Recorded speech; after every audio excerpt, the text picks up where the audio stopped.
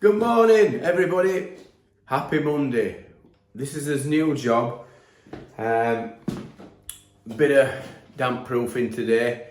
And what I thought, I've never shown anybody how to knock off, or how I knock off, way I do it.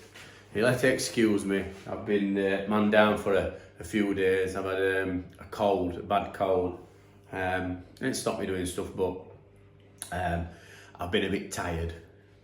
All right, now I'm just coming through back end of it. It's the first cold I've had for about 2 years. Put me down. It weren't COVID, it was a cold. That was it, just a normal cold. So I just wanted to show you on this video what I do when I'm knocking off. So plaster, a lot of times is all the way to the floor. Sometimes it ain't, but most of the time it's all the way to the floor, especially on these older houses. We've got laminate here and then there's a solid floor underneath it. So you got, on this wall, we've got some bridging and some rising damp. It's never had a damp course in this wall. But what I do, if you look here, I'll go along, see if I can get it on. So I go along first and I knock all bottom bit off. I just take bottom bit off. Bottom bit, on these old houses, bottom bit is normally loosey. So once you've got your skitting off, there'll have been some air getting up or whatever. Even if it's down to the floor, it'll have got wet and it'll be loosest bit. But I like to start nibbling it off all the way on, round about that far, and I go all the way on, all the way on, all the way on, and then back on here. I've done all these in this room. Normally I'd do a wall at a time, but because there's only 2 walls in here, I just thought I'd carry on.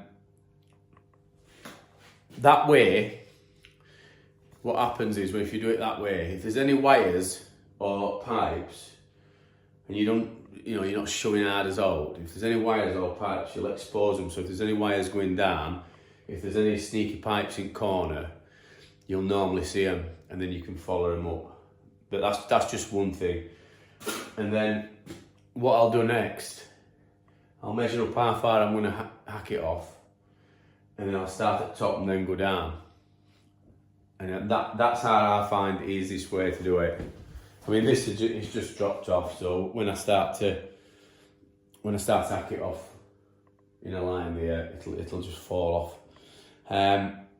So I just thought I'd do this little video just to show how I do it. I mean, other people might do it differently, but reasons why I do it is because it's normally looser at bottom.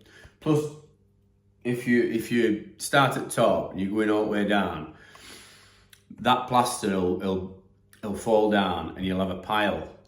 So a pile will be about half a foot. So you'll not be able to see right into the bottom, so you'll not know whether you've got all plaster off all the way at bottom.